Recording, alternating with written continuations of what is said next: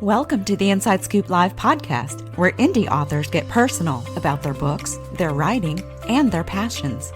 I'm your host, Sherry Hoyt. Join me for some lively conversations with debut indie authors and seasoned veterans alike. It's a great place to find your next amazing read or even get inspired. So sit back and enjoy the show and let me know what you think. Hi, everyone. Today I'm talking with Eugene Hamilton about his debut children's book, Go, Grow, Glow, a picture book that helps empower children to go boldly, grow broadly, and glow brightly. Before we get started, here's the inside scoop on the author. Eugene Hamilton is a global speaker, educational consultant, and professional development coach. His 20-year career as an educator and organizational leader has afforded him the opportunity to impact thousands of lives throughout the U.S. and internationally in such places as England, Bermuda, Zimbabwe, the Virgin Islands, and Canada. Mr. Hamilton began his career in the Everman, Texas Independent School District and has most recently served as the Director of Community and Academic Partnerships at Loma Linda University in Southern California. As a dedicated servant leader, Mr. Hamilton has received numerous awards to include Excellence in Community Service Award from California's 35th Congressional District and Civilian of the Year Award from the City of North Charleston, South Carolina. To learn more about Eugene Hamilton and his work, visit his website at eugenejhamilton.org. Well, hi, Eugene. Welcome to Inside Scoop Live. Hello. Thank you so much for having me. Yeah, absolutely. I can't wait to talk about your book. I guess to kind of kick things off, tell us about Go, Grow, Glow. What's the story about? And what inspired you to write it? Absolutely. Thank you so much for that question. First of all, my signature mantra for the last few years has been Go, Grow, Glow. And out of that, my message is to kind of teach kids and adults how to go boldly, grow broadly, and glow brightly. And so in my Mhm. speeches, whether I'm keynoting or doing a school assembly, I kept saying Go, Grow, Glow. And one teacher asked me if I had a book for the kids with that title because she loved the title so much. And so I said, no, I don't have a book, but let me give that some thought. And so as I began to reflect on my own childhood, reflecting on a particular teacher named Mrs. Washington, who actually gave me, I guess, the blueprint with regard to Go, Grow, Glow in terms of her ability to ignite passion in me, to encourage me. I said, you know what? I've got a story in mind. Using my own personal journey, I can impact the lives of young people with the mantra and also connecting that with my own personal story. And so here we have now Go, Grow, Glow, which is available, of course, on my website and also on Amazon. And so it's been a wonderful journey. It came out just in November, so it's just 2 months old, barely. And we are moving full Yeah. steam ahead. Yeah. So I was wondering if it was inspired by a real life situation. So it's good to hear. And the best stories always are, aren't they? Sure. But I got to tell you, I was stumbling over the Go, Grow, Glow. I wanted to, it's a personal issue, I guess, It's It's a interesting tongue because my twister. son, my son is an interesting fella. He's 4, or about to be 4. He'll be 4 in about 30 days. And I guess phonetically you think go glow grow just because just phonetically you think that that's how it goes, go glow grow. But of Mhm. course the whole idea is I want to give you tools to go. So be confident, right? Then I'm going to give you the opportunity from Mhm. after you go, then from there grow in everything that you do in life. So go, then you grow. So as you go, you're growing. And then as you are using your gift, as you're growing out in the world, as you're growing wherever you might be, I want you to understand that there's something inside of you that will glow. So go first, give you the tools to go. As you go, you'll grow. Then as you grow, you'll glow. Okay. Okay. That makes sense. How Good. did you manage to tackle a tough subject like bullying while keeping the story kind of uplifting and empowering for kids? Sure. Great question.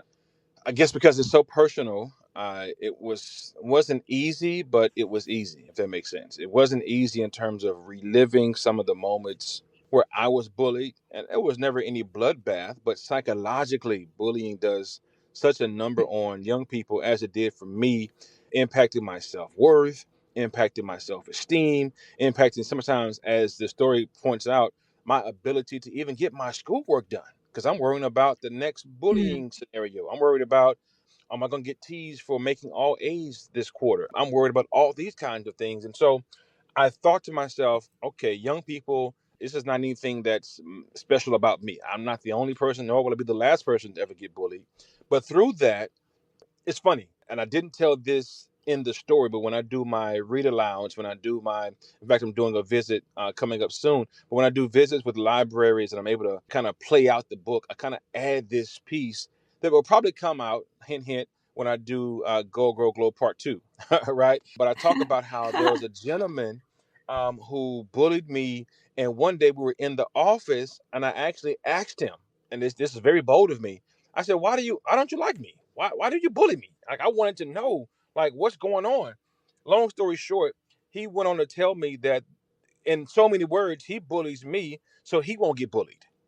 I was like, huh, wow, what? He was like, yeah, I want the spotlight on this. I'm paraphrasing. I'm using, he wasn't at this advanced, neither was I, to use it in this language. But basically, he's saying, I'm in the wrong grade.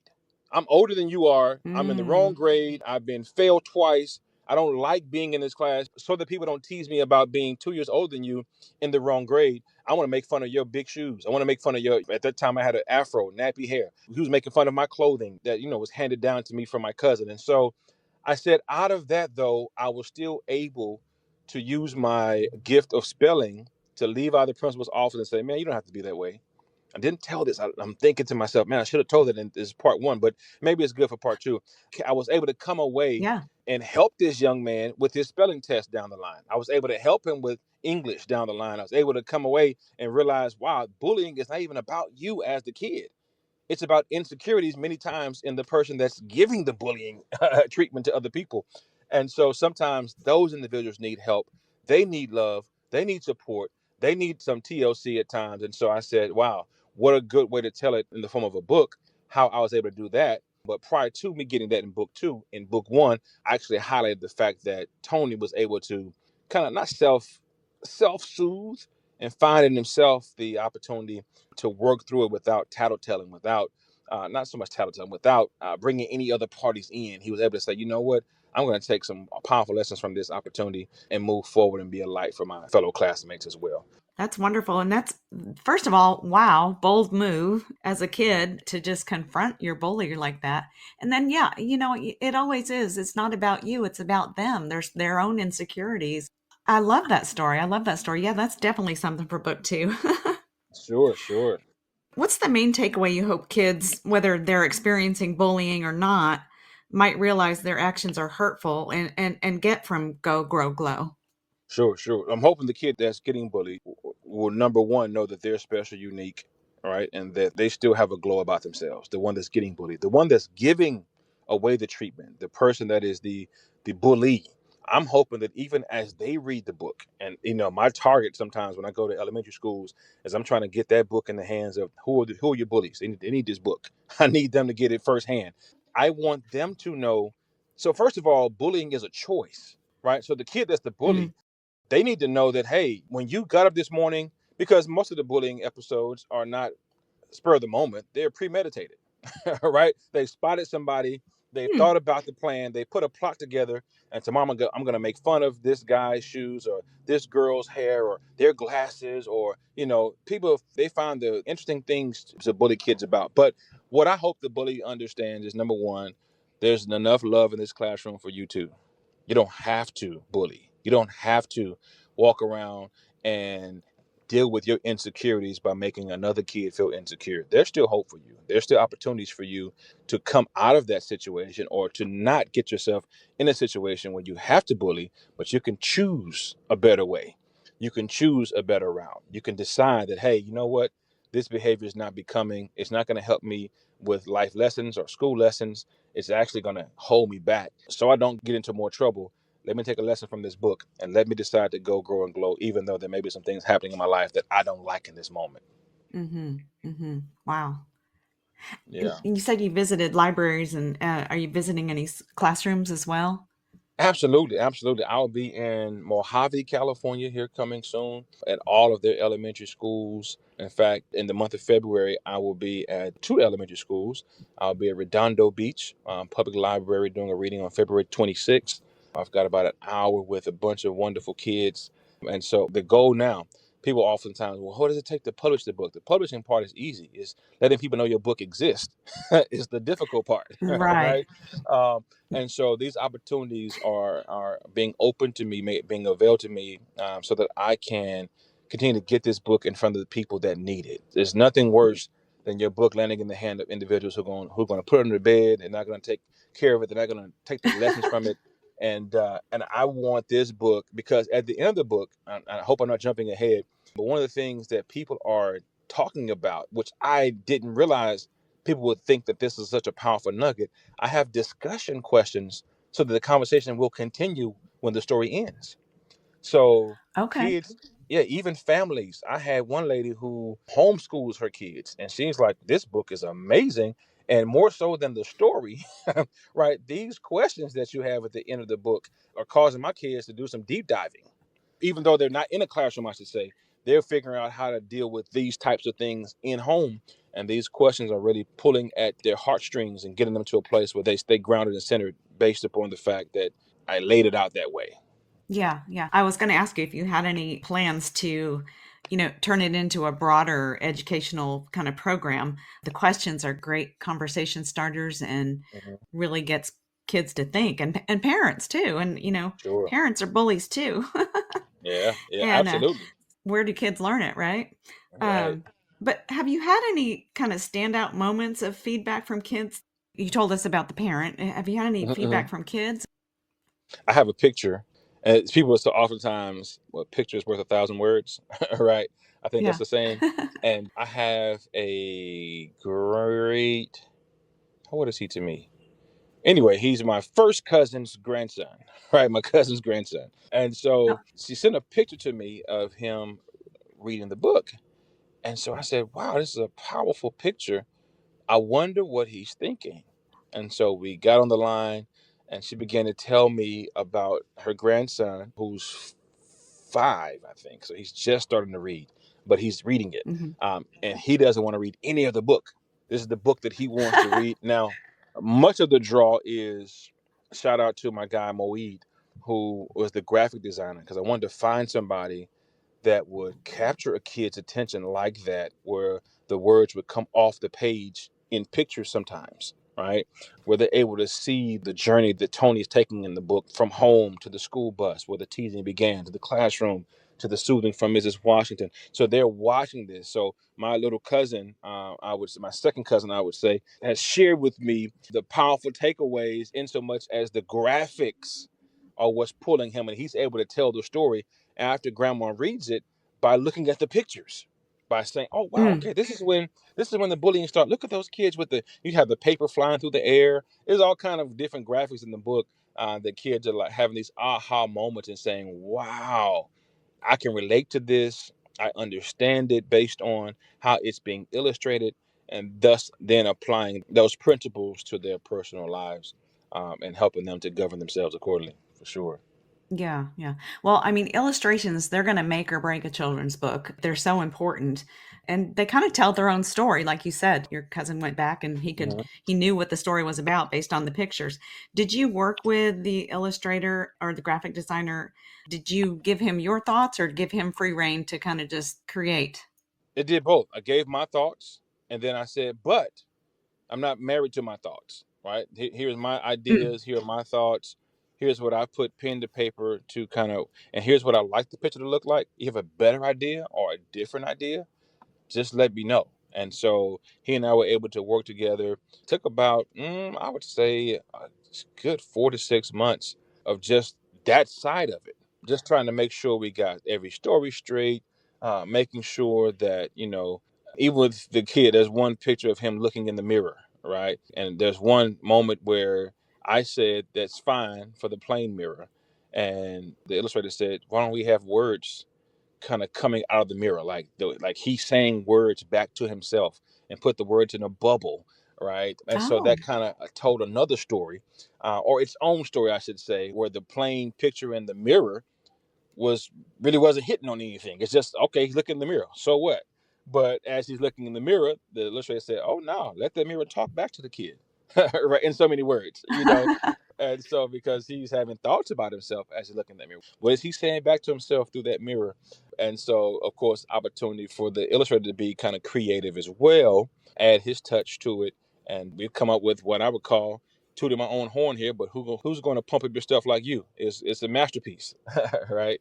I'm very proud of it for sure. Yeah, that's a great idea though, because that's another opportunity to add some positive reinforcement, through the boy talking to himself in the mirror giving him positive feedback. Yeah, Yeah, love yeah, it. Yeah.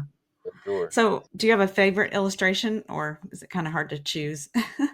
It's kind of hard to choose, but I do like the mirror. Since we're talking about it, it stands out for me because he's taking the words that his teacher, this is why, my heart goes out to teachers and educators who sacrifice Mm, every day to pour into these kids that come to school with low self-esteem. As we mentioned earlier, they're recovering from parents that have bullied them at home. They're recovering from situations that they can't control, talking about the kids. And then the teacher has to come to the classroom and help that kid work through their own emotions, get the instruction, and then help them to apply both the insight from the instruction and also the insight from where the teacher has tried to help them deal with their emotion. And so, as I look at this teacher in the book, beautifully illustrated, my illustrator drew a picture of Mrs. Washington, who was actually my favorite teacher from kindergarten. This people need to know I that love that, it. that Mrs. Washington is not just some fictional. That was a real person, Mrs. Washington, who pulled Tony, and my name is not Tony, of course, but in the book, Tony, aside. And I didn't tell you this. The way that and all the listeners, this was cool. This was a cool journey for myself and my son. I sent a picture of my son to 5 different illustrators, and I said, whoever can make their illustration not look like AI, make it look like a real person, right? But Yeah. resembles my son the closest will get the job. And so the illustrator who got the job made sure that he paid careful detail to the picture and of my son. And so my son is pretty much playing me in the book with a different name, right? And so he illustrates Mrs. Washington coming over to Tony, telling him those words that he needs to learn a lesson from that situation, in so much as no matter what people say about you, you can go, you can grow, and you can still glow. He takes that same lesson from Mrs. Washington. The very next morning, he's standing in the mirror repeating exactly what she said to him on the previous page, laying on his desk at school, sulking and crying because his feelings have been hurt because of a bullying situation. And so I like the fact that he was able to rebound, stand up tall in that mirror the next morning, and repeat to himself, I'm going to go, I'm going to grow, and I'm going to glow today. And I really love, and I love the mirror effect and him taking that powerful lesson from Mrs. Washington. That is a beautiful story. And I love how kids, they're resilient. Give them the tools, Yeah, and, yeah, and they're resilient. They'll bounce back and they'll grow. As parents, we need to feed that, we need to for give them sure. those opportunities. Give Yeah. him the Yeah. tools. Yeah, give him the Uh, tools. Yeah, for sure. so this is your debut book, and you've mentioned Mhm. maybe another book. What was it like transitioning from speaker and educator to children's author, or is it all still going on? Oh, it's all still going on for sure. I Okay. think Okay. that, yeah, yeah. So what is happening now is, you know how sometimes one piece or one gift gives credibility to another talent you might have, and so Mm-hmm. um, more doors are opening for me because I now have a book. Because oftentimes, as a speaker, let's be honest, a lot of motivational speeches go in one ear, and once you finish, all the adrenaline is gone, and the kid or the audience, next moment they forgot what you said. With me coming in, giving a talk, let's say during assembly time or whatever, to whatever crowd, they take home this book with them, right? That can reiterate and help them remember certain points and lessons that I gave in my public address, as it were. And so now they're able to take home with them some tangible piece of information that kind of brings home that same message, no matter who the audience is. Because I tell adults as well to go boldly, grow broadly, glow brightly, in a different way, but it's the same Mm-hmm. kind of packaging with regard to motivation and inspiration as well. So I haven't transitioned. It's all working together for my good. It's all coming together. It's all feeding off each other. The book is opening doors for speaking. The speaking is leading to people asking me, "Oh, do you have anything else to give us?" "Oh, here's a book." All right. And so Mm-hmm. all of that is working together. And so it takes me all the way back though to my first attempt at teaching was high school, right? I was 25 years old. You didn't ask me this question, but I'm giving you a little Yeah. bit of backstory. All right. I'm 25 years old, and kid you not, I'm in a high school world geography class with kids who are probably, some of them have missed their grade and they're 21. And so they're not much younger than me, right? And I knew from that Right. first year in the classroom that I said, yeah, I'm going to have to catch kids younger. Right? For me, high school wasn't it for me. And some people say, "Oh, you don't have the babying and all that stuff." But for me, to drive home the messages that I want to drive home, I have to catch them in elementary school. I have to catch them when they're much younger, much more impressionable, and they can really, really apply. And there are some people in high school, don't get me wrong, that will apply those messages as well. But it's a bigger reach and a bigger opportunity, I should say, in elementary school to kind of catch them young.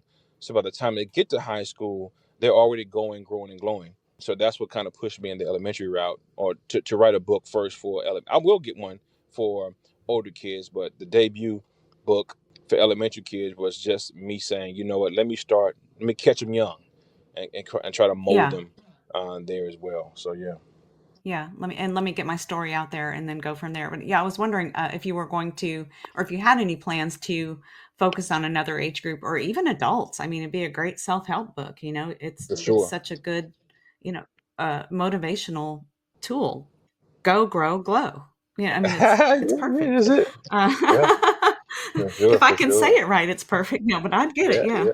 it all just fits into the bigger picture of your mission, and I love how it's all coming together for you.